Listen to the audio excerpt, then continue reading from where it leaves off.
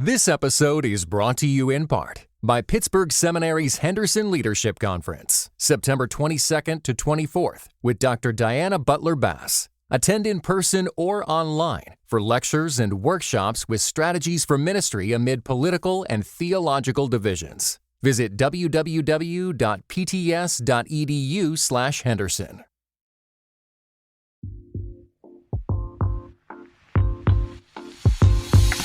This episode is brought to you by Our Daily Bread Ministries, a global media organization that makes the life-changing wisdom of the Bible understandable and accessible to all. Visit whereyou'refrom.org for more information. That's whereyafrom.org. Hey everyone, Season 3 wrapped up our discussion of how the rise of communism impacted the American Christian Church. Go back and listen to it when you're done with this episode. It's really good stuff. I hope you enjoy. The book we're discussing today starts with a really startling statistic. In the 1700s, something like 3/4 of all the people in the world were in some form of bondage. 3/4 of all people. The 1770s, 1780s. The voice you heard there is our guest, Adam Hochschild. I'm a writer. I have written 10 books, almost all of them in one way or another connected with issues of human rights and social justice. King Leopold's Ghost, The Mirror at Midnight, The Unquiet Ghost, To End All Wars, and the one we're talking about today is Bury the Chains. Anyhow, so we're talking about the late 1700s, when the United States was in its infancy. In the Americas, there were millions upon millions of slaves of African descent. P.S. A bunch of the founding fathers owned slaves, even George Washington. Not just in what today is the United States, but in even larger numbers in the West Indies. Basically what we'd now call the Caribbean islands. It was there that many of Europe's strongest countries had plantations. Britain, Spain, France.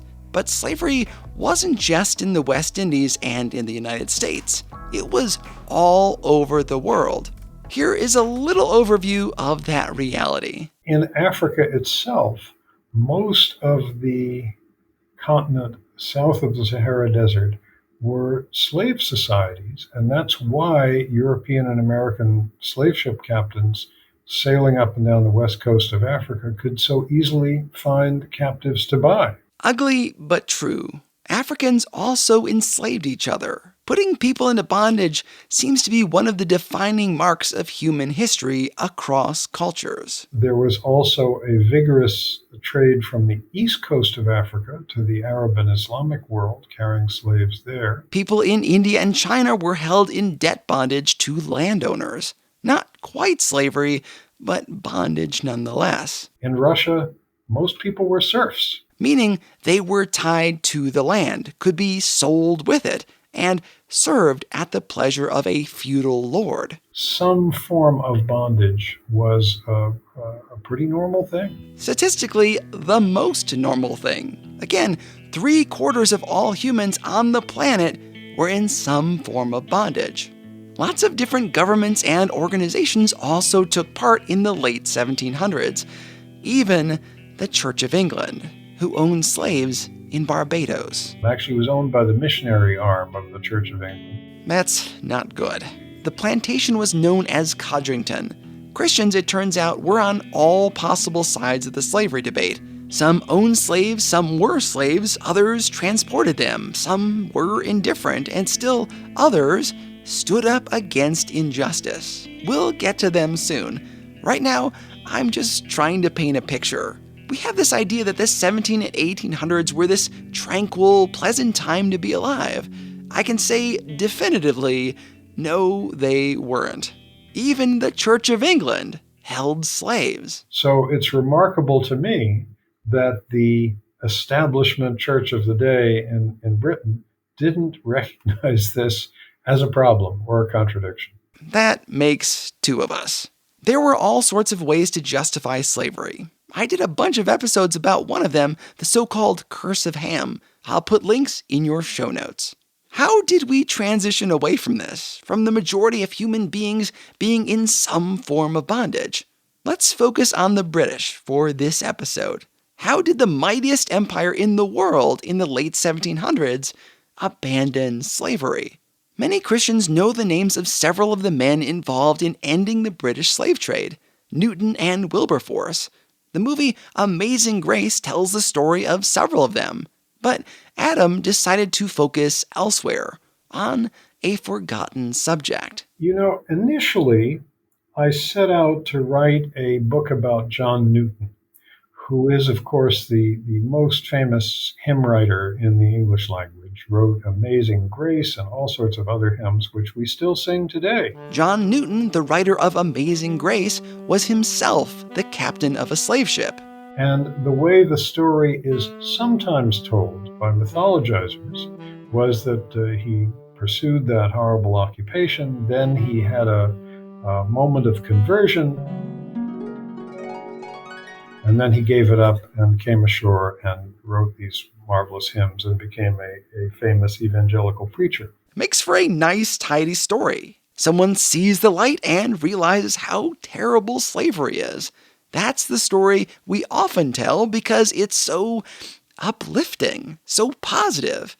The truth is a little more complex. That isn't the way it happened. John Newton didn't come to Jesus and then give up the slave trade. He had his conversion to evangelical Christianity before he made his 4 transatlantic slave voyages, not after. While transporting slaves, he was known to sneak off by himself and pray for hours, sometimes when near land, looking for a quiet place in the woods, so he could be alone to pray. Then he'd gather up his stuff and go back to transporting humans into slavery.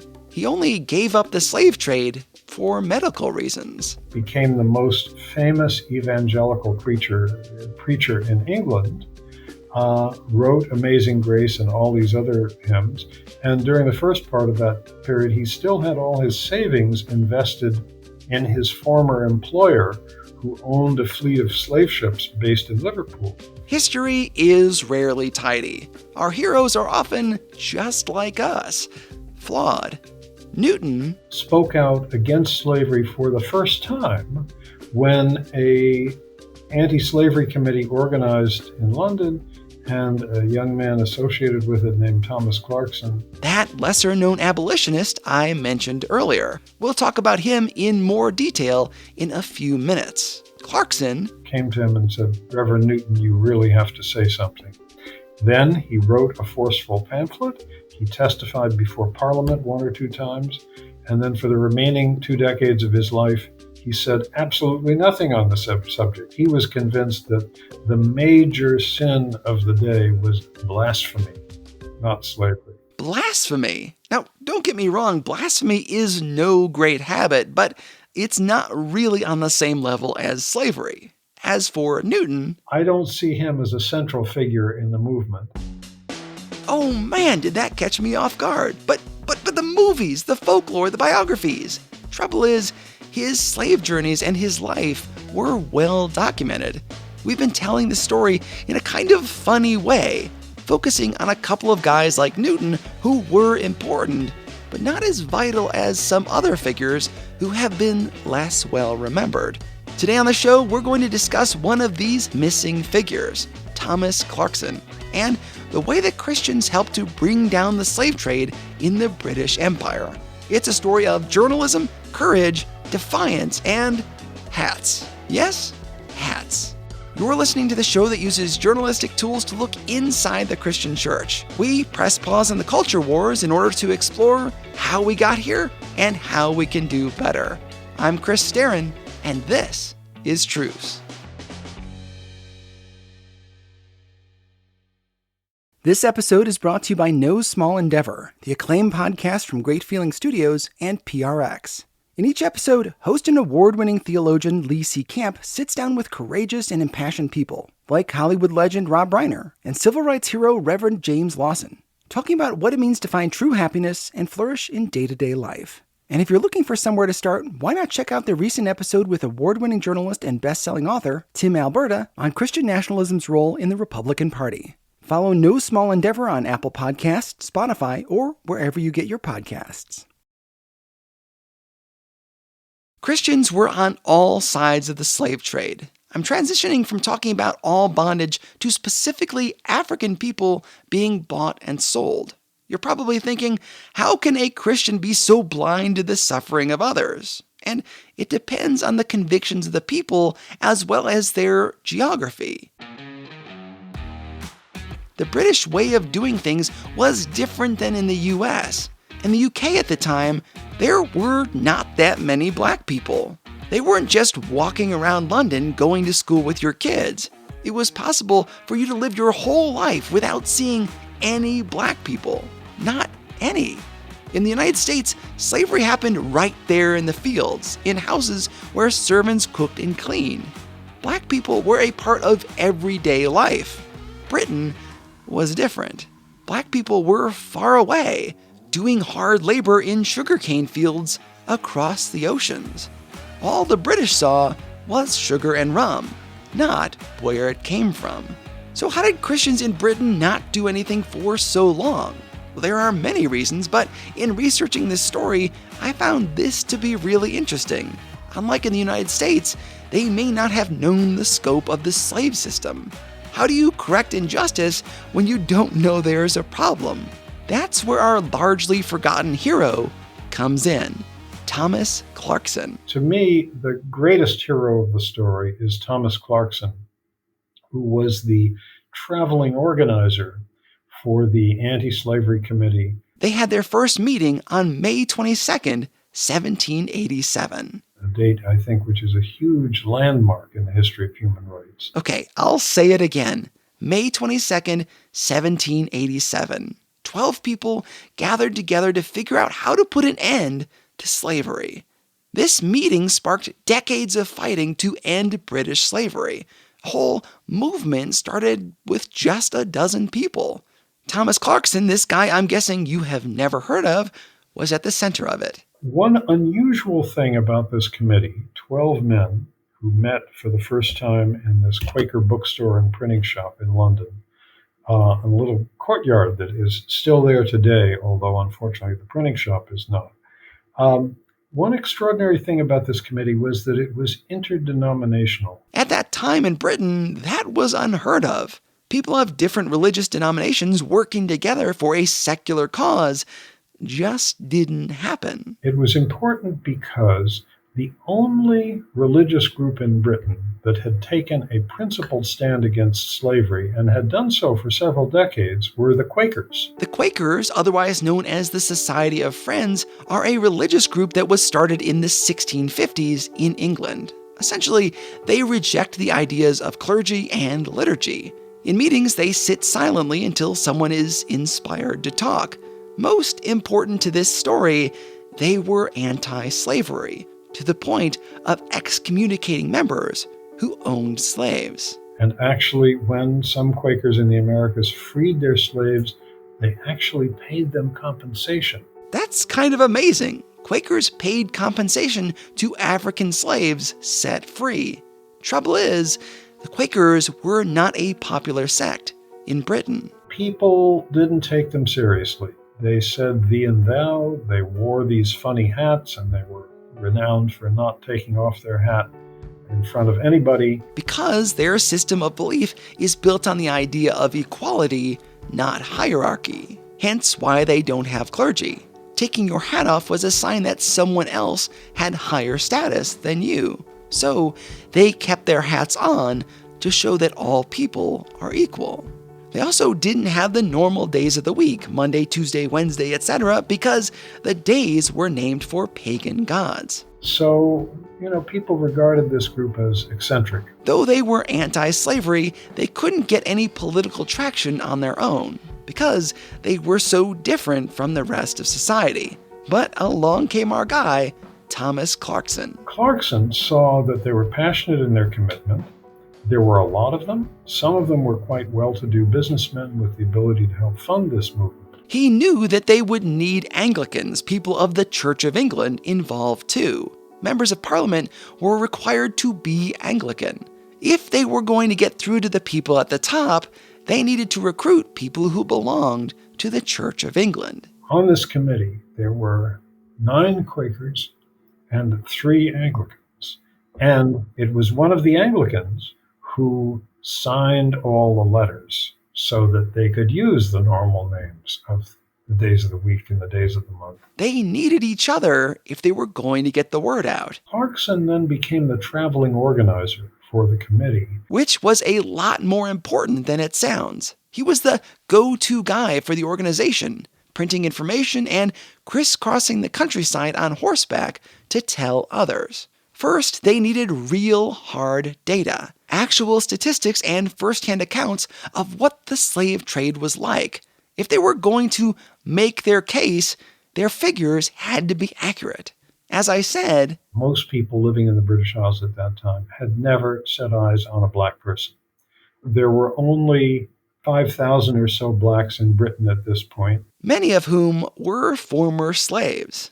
Some years before this meeting I spoke of took place, there was a court case in England which ruled pretty definitively that someone could not be a slave within the British Isles. It didn't affect slavery in the British West Indies, which was where almost all the slaves in the British Empire were then concentrated. Britons didn't generally bring slaves to England because they risked having to set them free. You couldn't be in London and own other humans, which was a contributing factor of why so few British people had encountered a black person. The abolitionists, people against slavery, had a major hurdle to clear. How could the public care about someone they didn't see? This is how they did it, 1700 style. Clarkson got on his horse and rode from town to town to town, gathering information. Tell me your story slowly and calmly. How many slaves were on a ship? Where did they sleep? What did they eat? What happened to children? How were they captured in the first place? What really moved people was personal testimony. So that's why when Clarkson went to Reverend John Newton and said, "You have to say something," and Newton finally wrote a pamphlet about his experiences as the captain of a slave ship, which by this point he was feeling quite badly about, that had a big impact. They gathered all the building blocks needed to build a factual case against slavery, stuff we take for granted now. Clarkson rode horses back and forth in search of proof. And I think his memoir that describes that experience is probably the greatest book ever written by a community organizer. He wrote books and essays and handed out literature, setting up local committees everywhere he went and gathering witnesses who could testify firsthand about what slavery looked like when they could press Parliament to have hearings. He also inspired people to boycott sugar that came from slave plantations, a movement, by the way, largely championed by women. I mean, makes sense, right? It was women who did most of the cooking in those days. Cane sugar was the #1 import into Britain, and between 300,000 and 500,000 people boycotted. Over the course of the next couple of years, that little committee invented every major technique of political organizing that we use today. The very idea of a committee with its headquarters in the nation's capital and local branches all over the country was a relatively new thing. Not to mention the interdenominational ethos of the group. They invented the first logo for a political organization. It showed a kneeling slave in chains surrounded by the legend, "Am I not a man and a brother?" Something they stamped on the medallions that could then be worn by society women to show their support. They invented the first widely used political poster. Just one benefit of holding meetings in a print shop. And I'm sure you and your listeners have seen it. It's that image, that's sort of a top-down diagram of a slave ship where you can see hundreds of bodies packed into it like sardines, lying next to each other. This graphic laid it out clearly. Slaves on these ships were kept just 2 feet 8 inches apart, shoved into every possible corner. This diagram was based on actual measurements so it could hold up in court. It had a revolutionary impact. And as soon as the abolitionists saw this, they ran off 8,000 copies and put it up in pubs all over England. It was reprinted over and over again. You've probably seen it yourself. I'll also put a link to it on the website. Clarkson's job was to get this stuff out there, to change the perception everyday people had of the slave trade. As ridiculous as it sounds now, in response to this public outcry, slave-owning people went to great lengths to manufacture lies about the slave experience. One even said in a hearing that the journey to the West Indies could be the happiest time of somebody's life. According to him, slaves danced on the deck during the day, and when they tired, partook in games of chance. I mean, obvious nonsense, but slave merchants tried to dilute the truth, confuse the messaging, in order to stay in business. We see this today in political debates when politicians throw out a ton of nonsense to keep people confused and reporters chasing their tails. It's what the tobacco and oil industries did to keep regulators away in the mid-1900s. Same tricks, different era. For the abolitionists, changing public opinion was key. They did it with facts and personal accounts. There was a former slave from the West Indies, Lauda Equiano, a remarkable man who earned his freedom. That is, while being enslaved, he earned enough money on the side to buy himself from his owner, made his way to Britain, lived there for the rest of his life, and wrote a remarkable autobiography, which has been rediscovered in recent years. A volume that provided a first-hand look at what it was really like under the slave system. This was what moved people to action.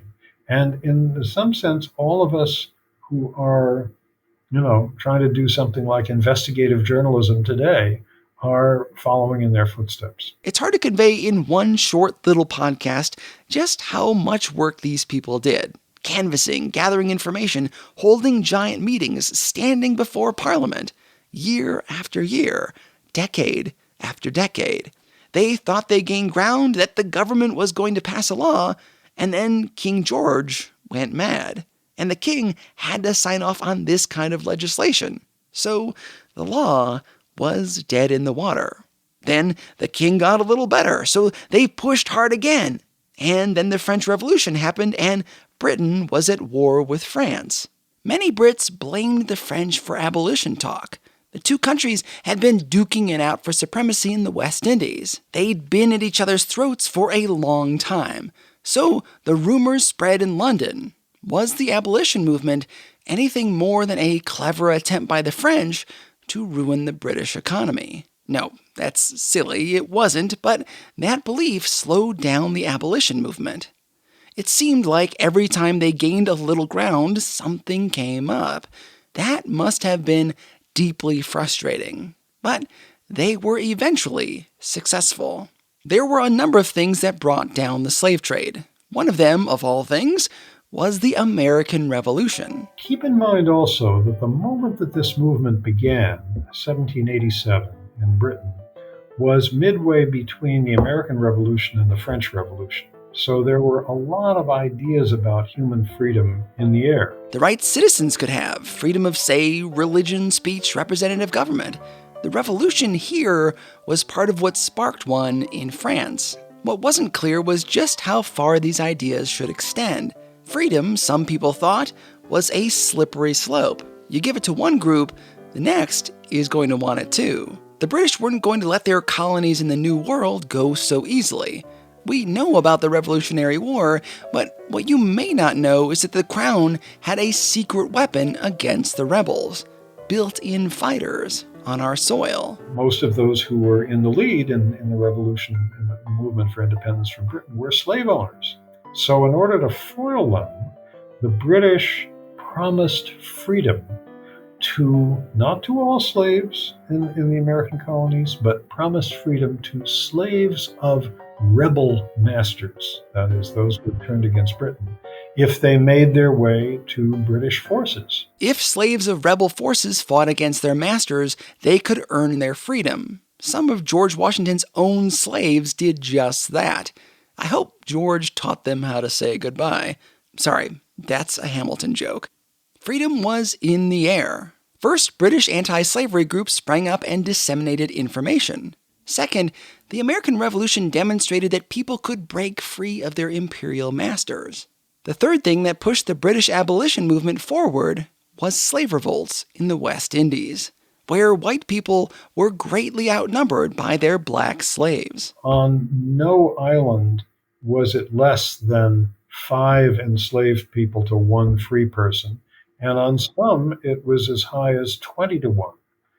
Many islands it was 10 to 1. And of course, the people who were enslaved looked around and felt, there's so many of us, there's so few of them. If we could just seize the right arms, we could revolt and have our freedom. It was just a matter of time. Slaves were bound to rebel. They knew what was happening in Britain because they could overhear the conversation at their masters' dinner tables and so on. So there were large slave revolts in what today is Guyana, in Barbados, and the biggest one of all came in Jamaica, 1831-32. And after that revolt, colonial officials, plantation officers came back and testified before Parliament that this kind of thing is going to happen again, and next time we may not be able to contain it. For one revolt in what would later become Haiti, Great Britain sent 20,000 soldiers, 60% of which died in the 5-year battle. These revolts weren't just little uprisings, but full-on wars. British leaders had to decide how long they could sustain these high body counts just to continue the slave trade. Bringing us back to missionaries. Missionaries found themselves in the middle of the battle for freedom in the West Indies. None of whom had come there as anti-slavery enthusiasts. They came to preach the gospel, but then when they got there, they discovered that the planters were quite hostile to their preaching to the slaves, and were especially hostile to their teaching the slaves to read and write, which the missionaries were eager to do, so that the slaves could read the Bible. But they always found when they preached that what the audience wanted to hear was the story of Moses leading his people to the promised land, to freedom. No wonder landowners didn't want the missionaries there. Plus, those sent to spread the gospel couldn't stay silent about what they saw. Testimonies from servants of God carried a lot of weight back in England. Remember, Thomas Clarkson and the gang were busy gathering whatever information they could, so they disseminated the intel provided by missionaries. And missionaries sometimes paid dearly for speaking up. One was actually jailed and died in jail, and that created a tremendous ruckus in England. Because the missionary who had been locked up by the plantation owners was white. There is always a tremendous disparity in how people, we have the same thing today, and how people react to something when it's a member of their own tribe who is being affected. What in 1964 got President Johnson to send hundreds of troops and FBI officials to the state of Mississippi was because 2 white northern civil rights workers had been killed there. Black civil rights workers and organizers had been killed in Mississippi for years, and the rest of the country didn't pay much attention. Well, it was the same thing when this missionary, whose name was John Smith, died in jail in what today is Guyana. There were protests in the British Parliament and petitions and demands that something be done. And, here was a man of God from Britain who was dying in a British jail, and this was scandalous. But of course, millions of slaves had been worked to death for years in British territories before the movement began. So, there's always that disparity. To recap, the slave trade was ended because of an era of freedom, an increase in available information, the slave revolts, deaths of white missionaries, and also for the high military cost of maintaining peace in the West Indies. It took all of that to hobble the slave trade. And I'm being careful with my language there. They ended the slave trade first, not slavery. There was this idea that in ending the buying and selling of humans, the British slave system would gradually disappear. This was because slaves were not bred in the West Indies in the numbers they were in the American South. The way slavery in the Caribbean worked was if it's possible, even more brutal than the way it worked in the American South, in that the diet fed to slaves was much worse there than they got in the American South. There was a shortage of arable land, so it was harder for them to grow vegetables and stuff like that on their own. As a result, the saying among planters was, "It is better to buy than to breed." In their cold logic, it was more efficient for them to buy new slaves than to take care of the ones they already had. They could literally work the slaves to death. So the abolitionists in Britain felt, well, if we can just cut off the trade, stop those ships going to the West Indies, then slavery will wither and die on its own. They were wrong, of course, because as soon as the slave was cut off, the slave trade was cut off, the planters improved the living conditions, made medical clinics for the slaves, hospitals, improved their diet, not out of the goodness of their hearts, but so these people would live long enough to reproduce, and their children and grandchildren would provide new generations of workers for the plantations. The British government passed a law in 1807 abolishing the trade, and the abolition movement lost its thunder. Trouble is, people were still in slavery. Despite those small improvements in the quality of life, black people were still slaves in the British colonies. Bringing us back to Thomas Clarkson. He'd started this battle in his 20s and was one of the people who thought that ending the slave trade would end slavery. But here's what I find so inspiring about him. When the evidence came back that his work was not done, he started organizing all over again. Now in his 60s, in 1824. He got back on his horse and rode the countryside once more, gathering information and spreading the word that nothing short of abolition would do. He wasn't alone. He found a great partner in someone you may already know, William Wilberforce. They were both the same age. In a sense, Clarkson was the outside man, Wilberforce was the inside man. William Wilberforce was a member of Parliament, came from a very well-to-do established family, and he was, for all of his life, or all of his political life, the principal spokesperson in Parliament against the slave trade and against slavery. He was passionate about this. He was known for this. He spoke out very loudly, repeatedly, kept introducing bills on this. He was a very different sort of man than Clarkson in that he was extremely conservative on every other issue. He believed, for instance, that the greatest menace to Britain in his day was labor unions. He felt that women had no role whatever to play in politics and was appalled when there started to be women's anti-slavery societies.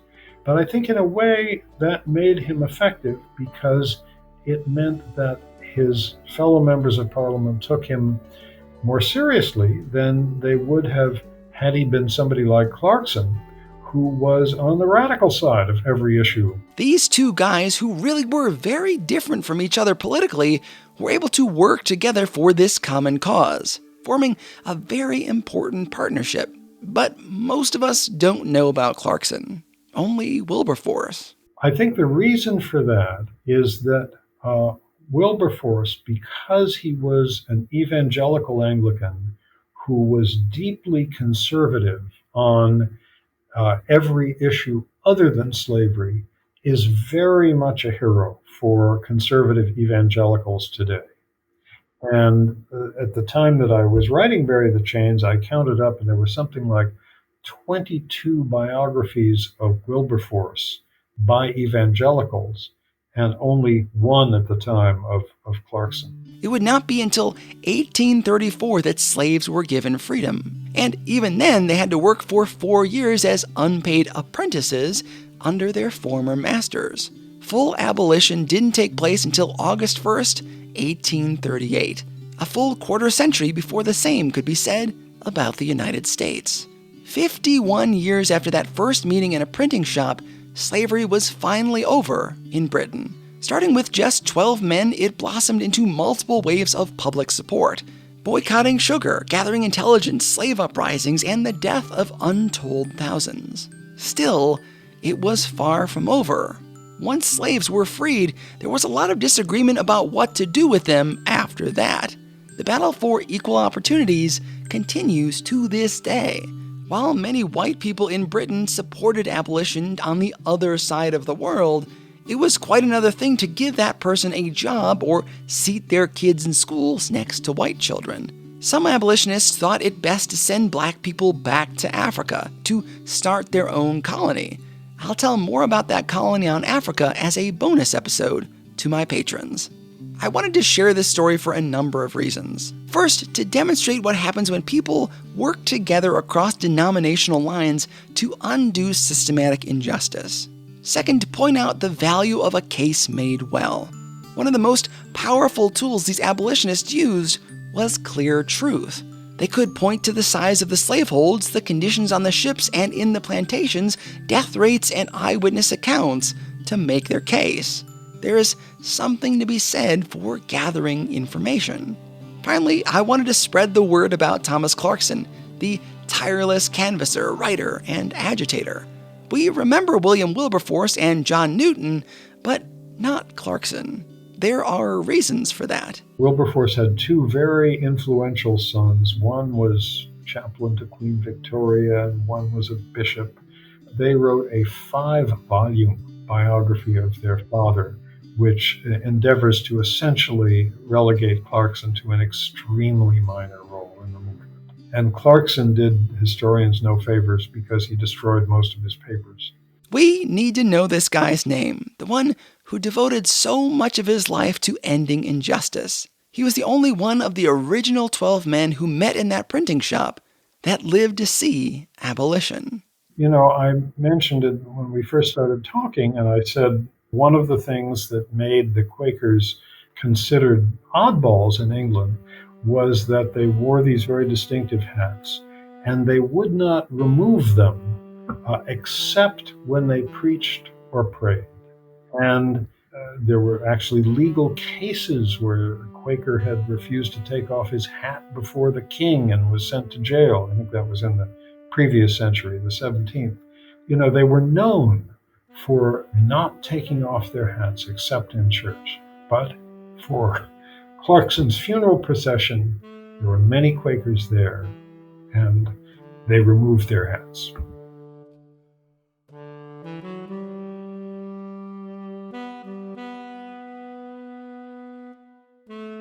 Special thanks to Adam Hochschild. The book we discussed in this episode is called Bury the Chains. It is excellent and easy to read, as is his other volume, King Leopold's Ghost, which I'll cover soon. I'll have links to his books on the website at trucepodcast.com. Most Christian podcasts are sermons or people sharing their testimonies, which is great. But I'm trying to do something different, provide in-depth historic research into topics that impact us today. My goal is to do this thing full-time. Your financial gifts help me upgrade equipment and allow me to take fewer hours at my day job so I can focus on this project.